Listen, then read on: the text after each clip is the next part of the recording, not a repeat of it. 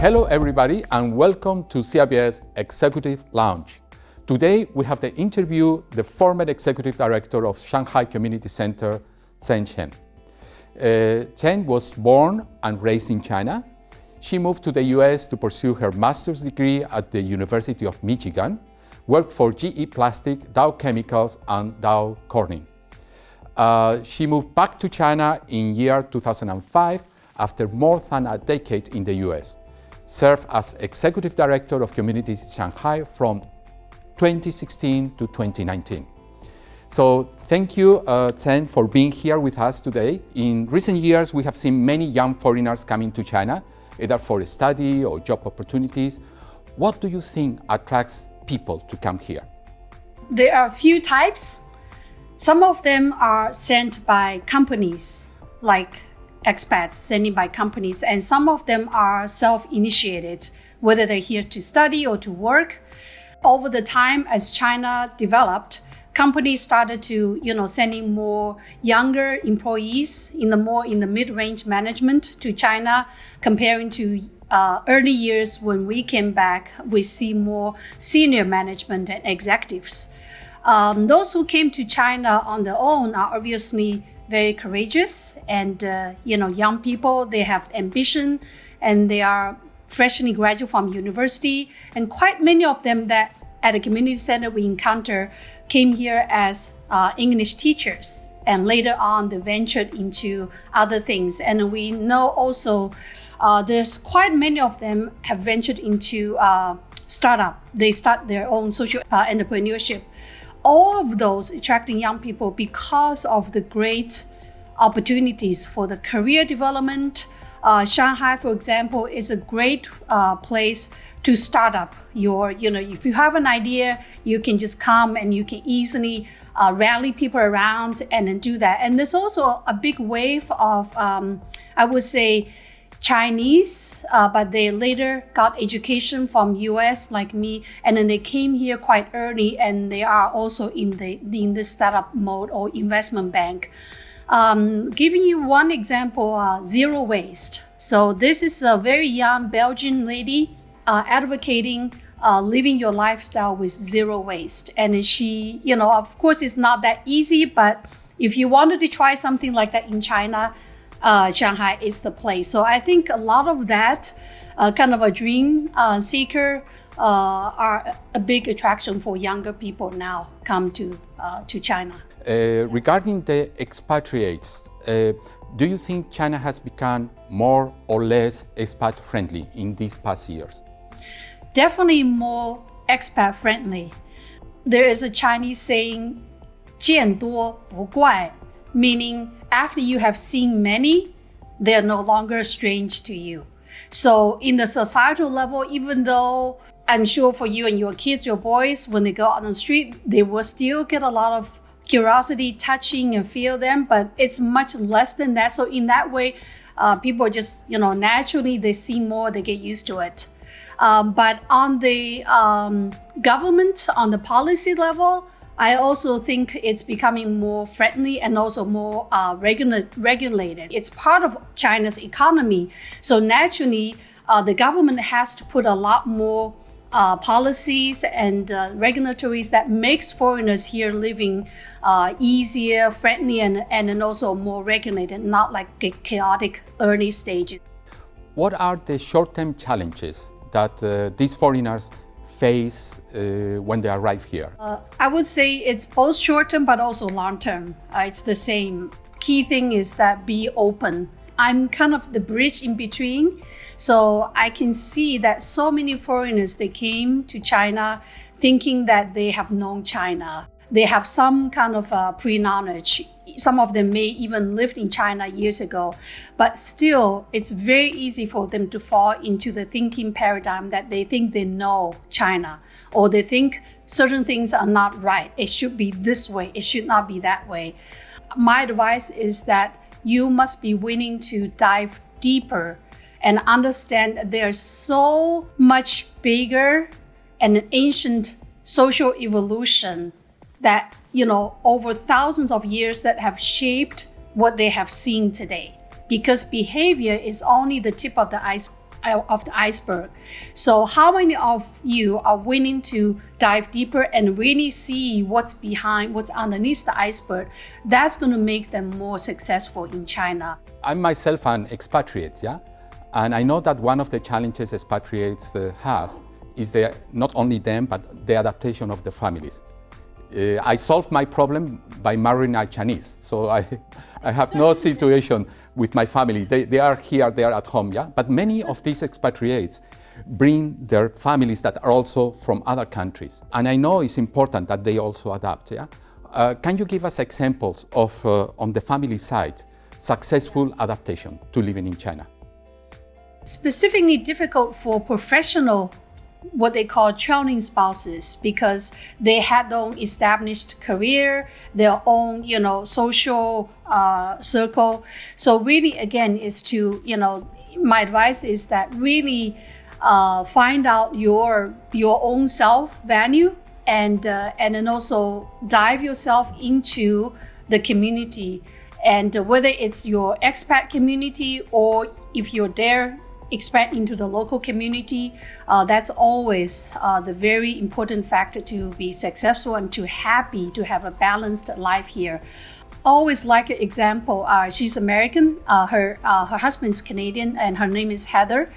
And she's a really good example of a family member, a spouse that became successful and find her own way here. So she created her own organic candle line product. So she came to our community center. She took some Taobao class, learned how to use Taobao to shop. But then later on, she also used Taobao for her own business. So she created an organic soil wax candle line that became very popular in the expat community as well as into some of the local Shanghai markets. She has now repatriated back, but her product line continues. So she sold this to some other expats. So that's just one example is don't just idle and not do anything or complain or sitting there thinking what I'm going to do, but just go out, meet friends and do something. A follow-up question. You think personality matters? I mean, if the spouse is less or more extrovert, introvert, that has an impact in how they adapt to China? To a degree, so yes. But when you come to a new country, when you come to Shanghai, get off your self-circle, self-shell, whom you may have defined in your home country, but here you can break that wall. And so even for introverted people, I'm sure there's always a desire of recognizing their self-worth. So find your desire, and in Shanghai, no one cares who you were before and what you become. So it's you defining who you want yourself to be in Shanghai, and you may become a whole new person. My next question is about the community center in Shanghai. I know there is not unique in China. There are other centers, similar centers in different parts of the country. What is your mission? What do you do to help expat families to adapt to life in China? We have the three things: connect, support, and enable international in Shanghai. And what we do is that we actually help people from the very beginning when they landed in Shanghai. And then so we reach out, we find those people who are new to Shanghai. This orientation gives them a very good beginning introduction of all aspects of Shanghai. For example, how do you go to the bank? What about the water? What about the air quality, the food safety, and going see a doctor? So all of those very basic essentials we show them. We have experts in those areas talking, giving them orientation in all of those. So it's a half-day orientation. And then moving from that point on, we offer many classes, and a lot of those are for stay-home spouses that they have time during the daytime. They can come to our center and take those classes: language, hobbies, children's education. So we also have classes on those, on parenting, on those. And we also do some professional networking events, and as well as Friday markets, holiday bazaars. They can go meet friends and find interesting vendors. So we do many of those events that can really help, especially the stay-home moms or dads to feel connected, and they're also growing, learning. We basically ask people in the community, what do you like? And we also ask people in the community, what skills or what things can you offer to people? So it's that kind of really community-based flavor, which is different from other organizations. And two of our very unique services, charity and professional counseling. So we have a charity project called Giving Tree, which originated from an expat coming from US, and so she started this program, and it is still one of the most recognized and trusted projects after almost 15 years now in Shanghai. And then on the counseling part, I don't know how much you know, we are the first and then also still the biggest professional counseling organization in Shanghai. We have, at any given time, we have 20 plus counselors. I think we also offer counseling service to the international students. Your students have easy access to our counselor. It's very important, if I need to find a counselor, that I find someone that can really understand my whole upbringing, my culture, my struggling, and then all of that. That's how we say we are really trying to help and support everyone to succeed in China, in Shanghai. What about the second level cities in the country? Are they similar centers? Even in big cities, in the Tier 1, Shanghai Community Centre is probably a very unique one, because it started by expats, really small, and then we grow. I'm not surprised that there will be something, but it's definitely not going to be the same as us. In fact, nowadays in Shanghai, we have another kind of similar center in Gubei, in the Hongqiao area, but this one is in collaboration, funded by the Gubei government. It's a very good model to have nowadays. So obviously, community center, we had a very different origin. We are also growing more and more closer collaboration with government, especially the Jingqiao. Actually, we are applying for a nonprofit organization status. Part of our leg is totally nonprofit, so the Jingqiao Township is our sponsor, helping us applying for the status. So the government definitely is recognizing the vitality of us there. So I think in the Tier 2, Tier 3 cities, probably it will be a similar model of joint effort between the government and the local private force joined together. I think that's really the way to go nowadays.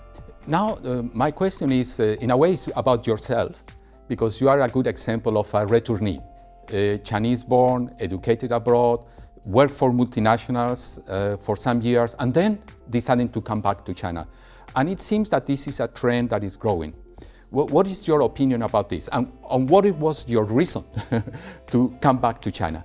Well, my husband was sent by his company. Mm-hmm. And it was a mutually agreed, very positive decision, because our reason was also back then we saw that the economy, it's really fast growing, and so was also the job opportunity. So we actually raised our hands, say, hey, we are happy if you will be send us back.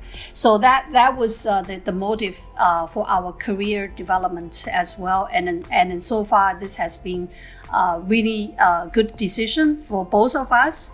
Nowadays, for people who are also studying abroad and have experience, I don't think anyone needs to persuade them.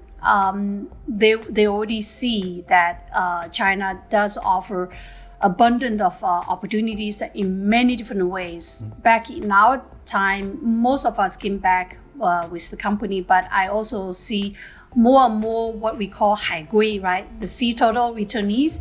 They came with the ambition of really starting the whole new career that no one has to teach them. They already learned all the skills, and then China is more and more welcoming. Quite often, expatriates and their families come to China. They move to a compound where they meet another expatriates. So they, in a way, remain like inside a bubble. They don't really connect with the outside world, with the China outside of the bubble. From your experience, what advice do you have for foreigners to move beyond this bubble? Very simple. Get out. I say get out the bubble. Well, one of the biggest bubble in Shanghai, expat bubble, is Biyun, Green City, right? You know, you can either just walk around by yourself on foot or bicycle or drive, get into the local residence. But if you don't, want to do that on your own, you want to have a little bit more, intellectual stimulation, join some of the tours. There are many tours, expat run tours, that will take you into the local area, get you to see what it's like. They have those breakfast tour that, you ride bike, you ride a bike, and then the tour guide will take you into the alleys, and then they will stop at those little breakfast stall, and you can have breakfast at one stall, and you continue pedal, you go to another, and through this, you really see this really interesting, rich culture of all those local living. But there's also many other tours you can join, very interesting. And once you have done enough of that, do your own walk. I'm also part of a local Shanghainese historical society, so I have both. And then even for me, I found out, wow, once you get out of your own bubble, you go and then, expose this, it's so interesting. So get out of the expat bubble, but also get out of Shanghai. I tell every foreigner, Shanghai is not China. Remember, Shanghai is Shanghai. It's unique. Is learning Chinese a must to fully integrate into the country, in the culture? I don't really think so.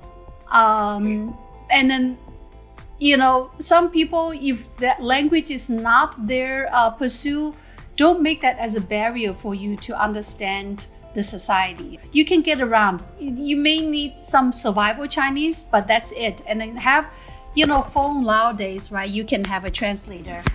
So I feel language is only one thing, but also learning how to speak language doesn't make you to be a more local. You really have to go to the next level, right? So I would say it's not a must. The big elephant in the room is the COVID-19. I know in the short term has a tremendous impact on the expat community. Families cannot return. Now, finally, the things that are coming gradually. But my question is not so much on the short-term impact of the virus, of the pandemic, but the long-term impact. Do you think that is going to change somehow expatriates in China and the flow of expatriates in China in the future? Even some of the short-term change has a long-term impact. For example, some people, because for a long time, they cannot return to China to work, so they either lost the job or the company has relocated them to home country, and they cannot even come back to pack their house. So they have to ask the friends, i.e. to help packing and move back. And that's already a really long term. None of those people intended to leave China in this way and then leave the job in this way. But for people who are in China, and I talk to many of them, they feel they're very lucky. Watching how China has quickly put it under control to date, make them feel more appreciative of how the society behaves, in this quite a Buddhist philosophical country. People in general, especially in the crisis, they're very obedient. They follow the Confucius defining of the architect, right? I'm the civilian and then this is the authority. Surely, you have to be here to witness how China quickly, the whole society, from the authority to the society, to every individual, they follow this order, with the only common goal is to curb the virus from spreading. The virus is not going away. Anyone who comes in, they will have to, go through a more strict health safety measurement. You just have to follow that order. What bothers me on the bigger level is the geopolitical conflict between US and China. I cannot see how that's going to pan out in the next 2-3 years. I'm already an American citizen and my children are all in US. Adding that on top of the COVID makes American citizen a little bit anxious. My last question for you. I've been the MBA director for 3 years at CEIBS. And one of the things that we feel very proud at the MBA is that our percentage of female MBA students is very high. Every year changes a little bit, but it's between 40 to 45% of the students are female. What career advice do you have for our very talented female MBA students? Many years ago, when I was a graduate student at University of Michigan, I remember my advisor told me that, you don't have to worry about, starting a family, having a children. He told me there is a time. So just kind of follow that pattern, but know who you are, know what you're capable of, and then make use of that. I didn't really understand anything of what he was talking, but now I truly feel if I would advise for young and ambitious professional women, obviously there are certain people who would choose the path of going all the way and non-stop into their professional career. But there's also some percentage of women who may want to kind of have a more balanced career path and a family path. And then I would advise to those women, say, don't hesitate. Don't think that you are less, worse, or your career is completely ended when you take some time off to take care of what's more important for you, your family. I took 6 years off to be home and kind of explore what my passion would be as a professional woman. So I followed my path all the way, and I worked in corporate, and became very successful as well. But then at a certain point, I feel that my priority needs to be shifted to my family. So during those 6 years, I did full-time volunteer for my kids in school, for church, and also for women organizations and for many charity organizations. And that's when I also find that deep inside me, my passion is working with people, and especially for people who are less fortunate, and especially helping women to kind of fulfill their dream and become future leaders. So that's why I totally shift my career into Community Centre Shanghai. And right now I left Community Centre Shanghai. I'm still on the board, but I'm also exploring the entrepreneurship mind inside me now. So this year I'm venturing into many different ideas, but centered around my personal mission, which is to bring resources together and then helping women and then children to grow and have an equal opportunity for their future. Have your own mission, know who you are, and then develop yourself in that area. That success is not necessarily, become a CEO of a corporate company. There's so many ways of defining your success, but only you know what that success means to you. So I think that's the most important thing. But having all the basic skills, training, and have your network is very important. Obviously, having an MBA from CEIBS is, kind of hit all of that check mark. So do really make great use and take advantage of that. But from there also, really learn and develop who you are and who you want to be. Thank you very much. I think that you are a fantastic role model, not only for women, for men alike. Yeah, is finding a life of meaning, of significance. Thank you so much, and I hope to see you again in person. And please do come back to CEIBS and talk to our students in the future.